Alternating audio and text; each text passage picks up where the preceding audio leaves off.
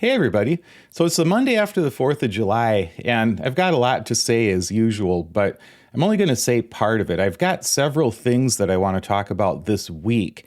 A few different videos I'm making and a couple of things that I'm writing, but all of them prompted me to want to step back a little bit and say this today. Today, I want to talk about something that Donald Trump brought up. He explicitly talked about hatred a few days ago. And so I want to respond to that because I think his comments perfectly illustrate what I've been saying about him for years. And I want to make sure that we don't fall into the trap that he's trying to lay for us. So Donald Trump, I've been saying for years, is not only personally driven by hatred, but he needs the rest of us to also be driven by hatred. His political style demands that we hate each other. So on Thursday, he was giving a speech in Des Moines, Iowa, and he was talking about Congress passing his bill.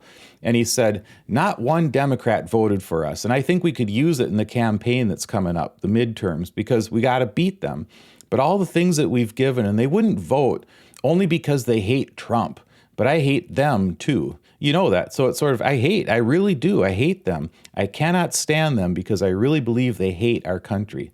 So I want to talk about my 4th of July for a minute because it relates to what Trump was saying here. I was with friends and loved ones, and we come from a wide variety of political perspectives.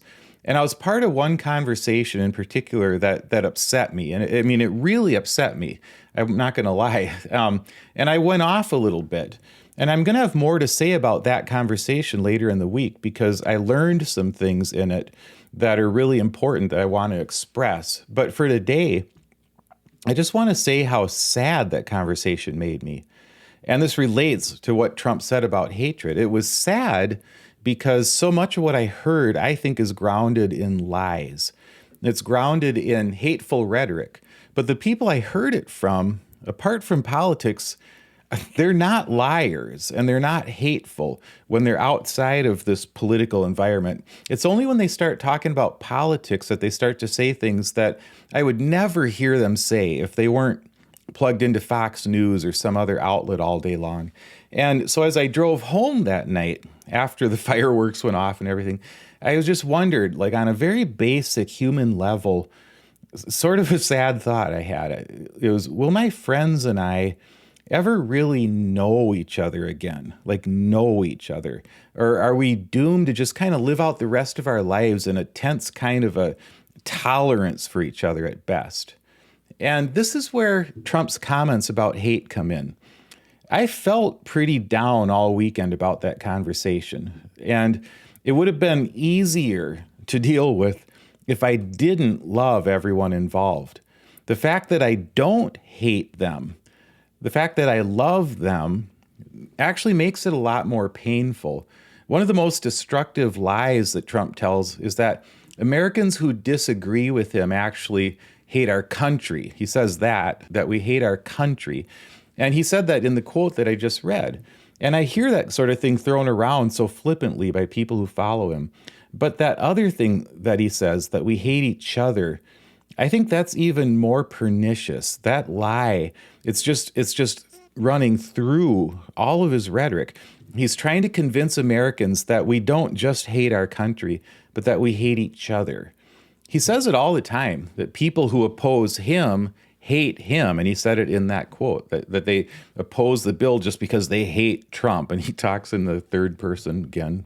But he says that we hate him and that we hate his followers. But why? I mean, why does he say that sort of thing? Why does he do that? I think it's because, like every other demagogue, Trump needs us to hate each other because hatred fuels that kind of movement. He's not capable of leading a movement that's fueled by love, so he goes with his strength. And hatred is Donald Trump's core energy. Lies are his language. When he lies, he speaks his native tongue, but hatred is his fuel. And again, that's what all demagogues do. This isn't new. But it is what separates Trump from any other American president in my lifetime. None of them have divided the country in this way, so intentionally and so hatefully. American presidents until Trump, I think they've found it advantageous to try to unite the country. They might be a little bit divisive during a campaign to draw a contrast between their own view and their opponent's views, but to make such explicit, repeated appeals to hatred, that's just something American presidents don't do because they see unity as their power. They want to build something with their presidency. Once they win the election, then they try to bring everyone together because they're trying to build something. But by his nature, Trump is not really a president. He's a mob boss by nature.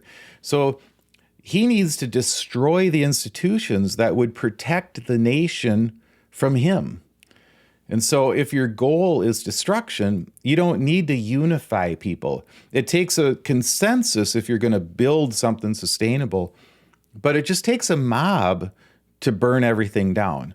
And the best way to organize a mob is to preach lies and hatred on repeat as loudly as you can. So that's why, unlike any other president, Trump can say something like he said the other day. He said, I really do, I hate them. I cannot stand them because I really believe they hate our country. No other president of the United States would say something like that in a public speech. But Trump says things like that all the time, and people who call themselves Christians are his number one supporters. They're supporting a man who requires his people to live in hatred for one another in order to empower himself. But most of us just can't live that way. We're not designed for hatred. We're designed for long-term relationships of love. And for a lot of us, myself included, our relationships with our friends and our family are the most beautiful things in our lives. And now here comes a man who intentionally divides us, intentionally creates a sort of tension and division that I felt on the 4th of July. And here's a man who intentionally tries to make the world as miserable as he is. So he's taken something beautiful away from us. He's taken away from us these long-term relationships of love and affection. But for most of us, when that happens, the relational damage that he's causing still doesn't result in hatred. It results in grief, in a sense of loss. We feel anger for sure, but it's not a hateful anger, at least for myself. I should speak for myself, I suppose. But for me, it's more of a seething kind of sadness. And if I'm not careful, that can turn into bitterness. But I don't want that. So I intentionally have to keep reminding myself that I'm not going to play Trump's wicked game. I'm not going to give in to hatred. And I'm going to keep reminding myself that the wrath of a man doesn't accomplish the righteousness of God. If you're someone who cares about truth, if you care about justice, then you've got a lot to be angry about right now. We all do. But let's not let this guy win the battle for our hearts. Let's not let him bait us into hatred. When my wife and I left the 4th of July gathering, after the fireworks and after all the good food and the good conversation, including the conversation that upset me, I had a choice to make in my heart. I felt a lot of pain because of that conversation. And the easiest way for me to make that pain go away would have been to replace it with anger. That's sort of a shortcut, just turn it into anger instead and let that anger turn into bitterness. Anger and bitterness, when we're confronting the loss of the comfort we had in these relationships, anger and bitterness are the easy way out. I think anger and bitterness and even hatred can make us feel a little bit more in control of the situation than just being sad. We don't really feel in control then. But anger, well, I've got control of this, or I'm choosing to be bitter.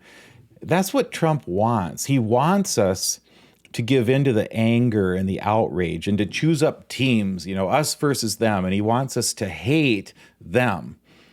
But if we let this one miserable, broken man decide who we're going to hate, who we're going to nurse our bitterness toward, then he wins. So whether we choose hatred for Trump's enemies or hatred for Trump and his movement, he wins either way. If we're hating, it doesn't matter which side we're on. He just wants us to choose hatred because the clash of hatreds creates the energy for his agenda. So for myself, I'm just not going to give in to him. If my choice is sadness at the loss of relationships versus bitterness and hatred towards the ones I've lost, then I'm going to choose sadness. And I'm going to trust that that's not going to last forever. And I'll hope for and I'll work for reconciliation eventually. And I do think if we don't give in to hatred, we'll get to reconciliation eventually one day. So thanks for listening.